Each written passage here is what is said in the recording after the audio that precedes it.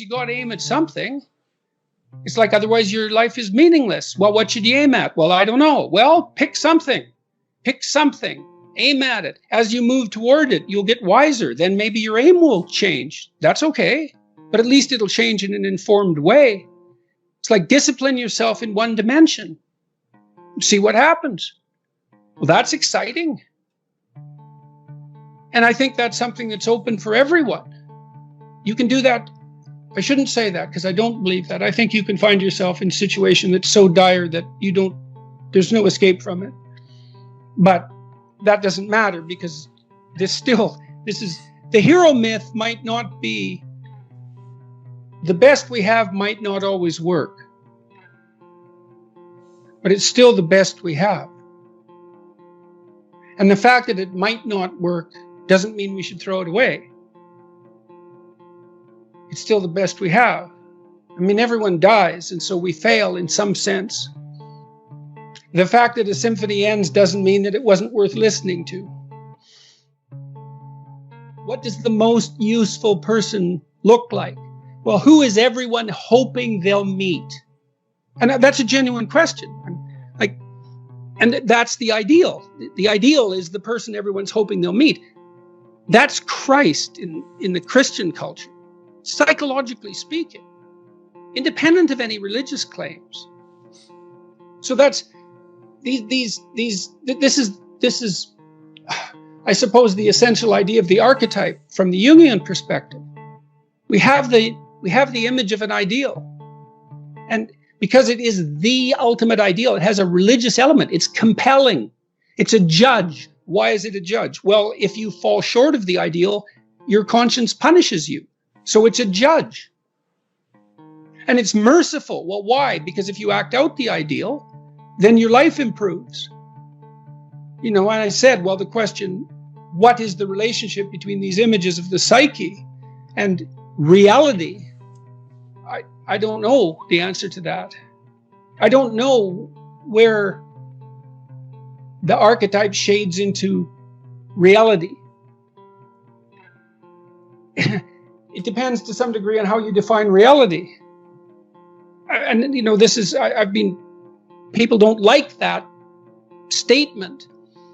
But when you're asking questions that are deep enough, you start to have to ask, what do you mean by true, for example? What do you mean by real? Because the questions you ask get so deep that they're of the same kind as the question, what is real or what is true? Think of it this way, reality is what we adapt to by definition. That's reasonable. If you're a Darwinian, you have to say that's actually as far as you can go. Reality is that which shapes us. You can't get a better handle on reality than that. Well, when you make a picture of objective reality, it's not the same as that. It's a different picture. And it's not obvious which one should play trump. Now, the hero myth, as far as I can tell, is an evolutionary artifact.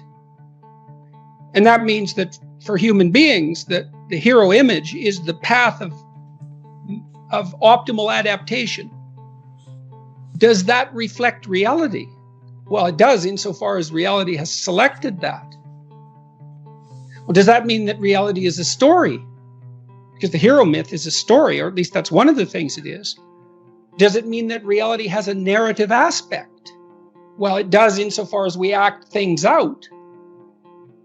Does that mean that reality is ultimately a story? Well, I don't know. But the answer isn't obviously no.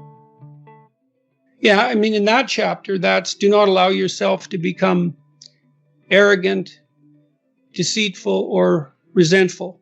I might have the order wrong there, but that's the chapter.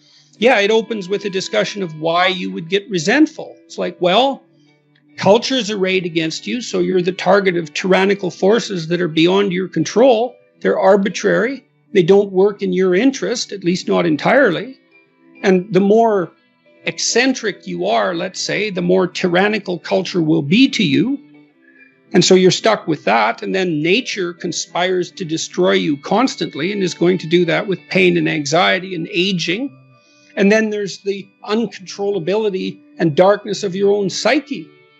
And everyone faces those. Now, we face the positive elements of those too, the beneficence of culture, the beauty of nature, the glory of the human spirit. That's there as well. You have reasons to be deceitful, resentful, and arrogant, but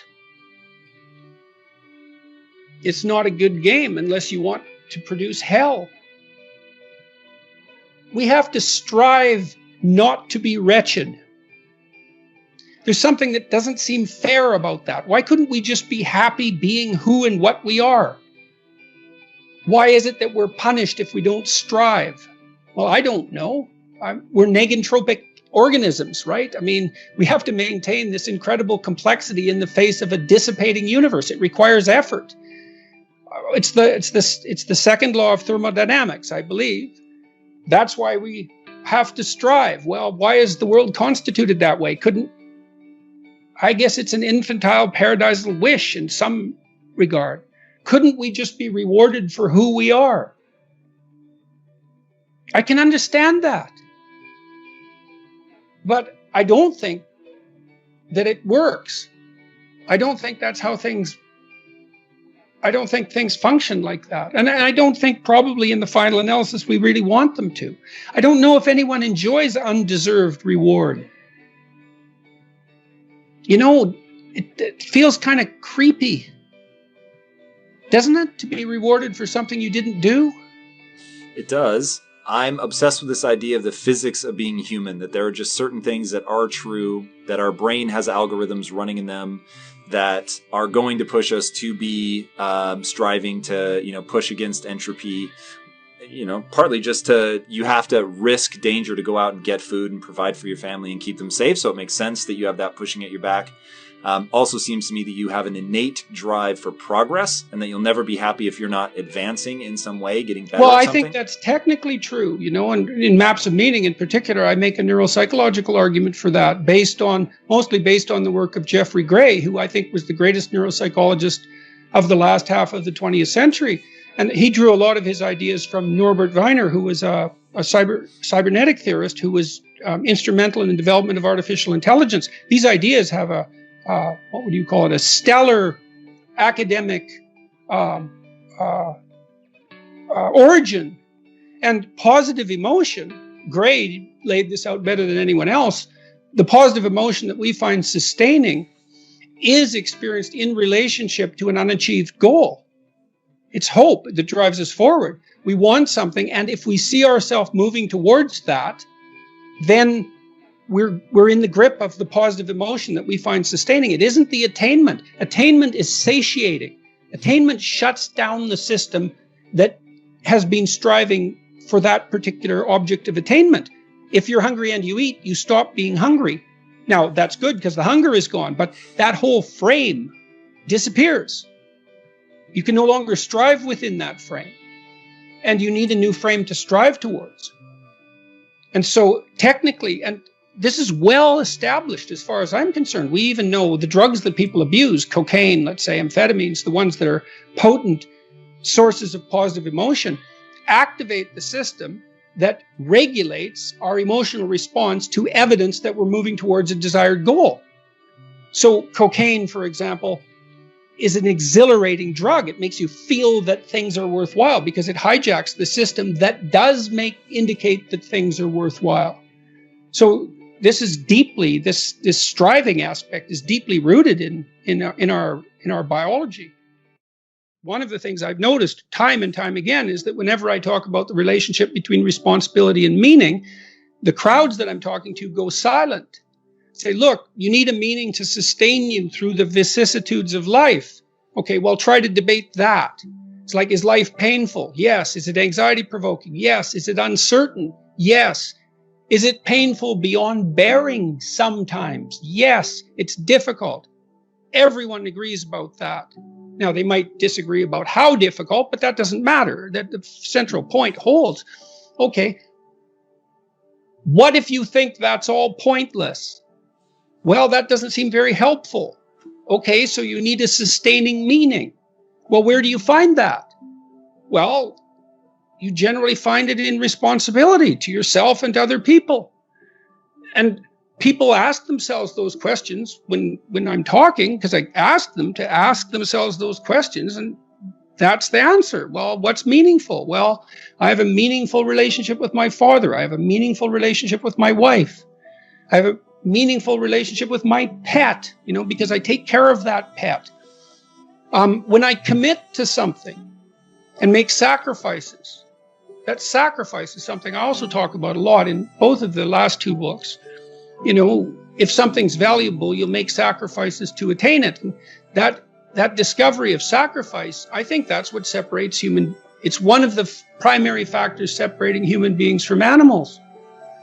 Because we discovered that we could let go of something we value in the present, and we would gain something we value even more in the future. We acted that out dramatically in all sorts of strange ways over thousands and thousands of years before it was formalizable psychologically. But it's a massive discovery. I can forego gratification in a particular way and benefit in the future. So I can share the proceeds of my hunt, and I store up future food in the form of reputation and the favors I'm owed now by other people. It's a massive discovery.